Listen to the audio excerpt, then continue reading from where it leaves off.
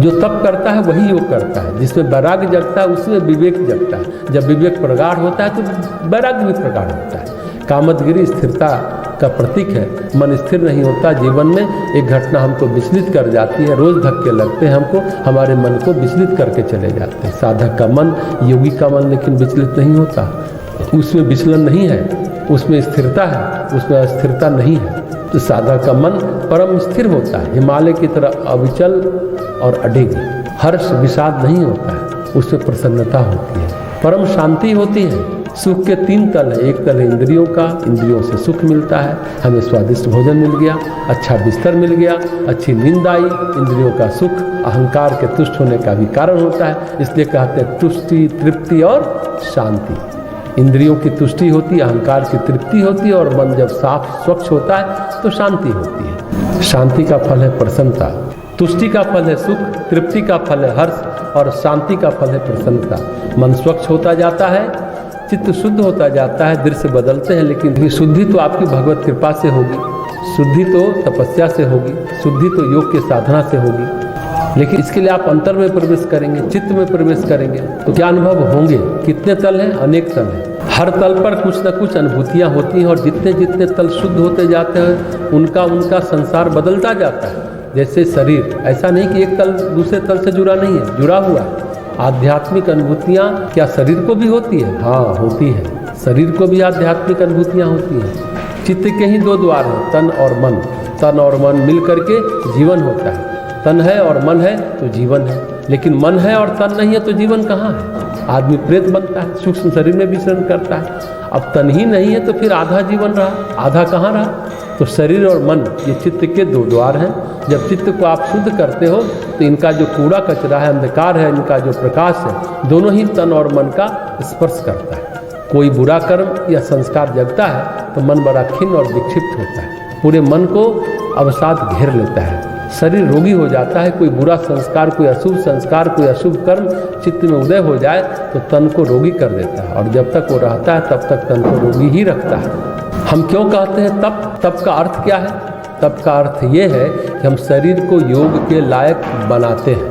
तप से शरीर रूपांतरित होता है, वज्र की तरह होता है। आध्यात्मिक साधना सहन करने की, उनकी अनुभूतियों को सहन करने की सामर्थ्य सब में नहीं है। प्रत्येक मन आध्यात्मिक अनुभूतियों को सहन नहीं कर सकता, इसलिए प्रत्येक स्थिति में, चाहे वह महर्षि पतंजलि हो, चाहे गोस्वामी तुलसीदास जी हो, मजे की बात है जिनको वर्षों गंभीर साधना करनी होती है उनकी वर्षों तैयारी चलती रहती है। जैसे गोस्वामी तुलसीदास जी ने रामचरितमानस लिखी, कितनी उम्र में लिखी? तो 90 वर्ष की आयु में लिखना शुरू किया। 90 वर्ष की आयु में तो आदमी जिंदा ही नहीं रहता। गोस्वामी जी तो 126 वर्ष तक जीवित रहे। उनके तप का, साधना का निचोड़ रामचरितमानस है।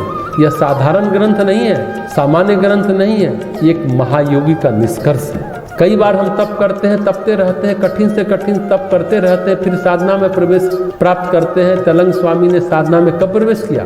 90 वर्ष की आयु में। तो 90 वर्ष तक क्या करते रहे? तैयारी करते रहे। 45 वर्ष तो घर में रहकर तैयारी की, 45 वर्ष बाहर आकर तपस्या की। जब उस साधना के क्षेत्र में प्रवेश किया, धरती पर कितने साल रहे? लगभग 350 साल। श्री अरविंद ने अपनी समस्त आध्यात्मिक अनुभूतियों को, अपनी आध्यात्मिक साधना को शब्द दिए। सावित्री महाकाव्य की रचना में कब से लिखना शुरू किया और कब तक लिखते रहे? जब वो बड़ौदा में प्रोफेसर थे, बड़ौदा के कॉलेज में, महाराजा गायकवाड़ के कॉलेज में प्रोफेसर थे, वाइस प्रिंसिपल भी रहे, उनके सेक्रेटरी भी रहे, इंग्लिश लिटरेचर के प्रोफेसर थे।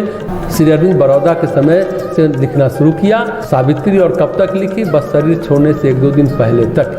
इतने दिनों तक सावित्री लिखते रहे। क्यों लिखते रहे? और इतना बड़ा काव्य तो नहीं है कि श्री अरविंद जैसा मेधावी प्रतिभावान व्यक्ति इतने दिनों तक उसको लिखता रहे। प्रश्न काव्य का नहीं है, प्रश्न अनुभूति का है। जब उन्होंने साधना शुरू की तो प्राणायाम से साधना की शुरुआत की। वो लिखते हैं कि बड़ौदा काल में कितने घंटों तक प्राणायाम करते थे। अरविंद मूल रूप से कवि थे, आध्यात्मिक अनुभूतियों ने उन्हें दार्शनिक बनाया। योग की अनुभूतियाँ थी, इससे वो दार्शनिक बने। उन्होंने लाइफ डिवाइन जैसा ग्रंथ लिखा, दिव्य जीवन लिखा। तो वो लिखते कि जब हम प्राणायाम करते थे तो अच्छा लगता था, हम घंटों तक प्राणायाम करते थे, उससे हमारे भीतर इतना प्रकाश उतरता था कि बस ऐसे काव्य फूटता चला जाता था, अपने आप काव्य फूटता था, बड़ा अच्छा लगता था। प्राणायाम का ये फल तो हमने सोचा ही नहीं था। फिर विष्णु भास्कर से मुलाकात हुई, उन्होंने वहाँ पर मन को निष्पन्न करना सीखा, निर्विचार करना सीखा मन को, और फिर वो बस वहीं से अपनी स्वतः अंतर प्रेरणा से आगे बढ़ते चले गए। वो लिखते थे सावित्री और दूसरे दिन अपना आध्यात्मिक अनुभूतियों में विचरण करते थे, फिर अगले दिन सावित्री लिखते थे। दूसरे दिन अगर अनुभूतियाँ बदल जाती थी तो फिर उनको करेक्ट करते थे। ऐसा परिमार्जन करते रहते थे। बोले जैसे जैसे हमारा स्तर बढ़ता गया, साधना का क्रम बदलता चला गया, सत्य और असत्य का पता चलता गया, सावित्री परिमार्जित होती गई और जीवन के अंत तक उन्होंने लिखा। ऐसा उन्होंने लेखन किया।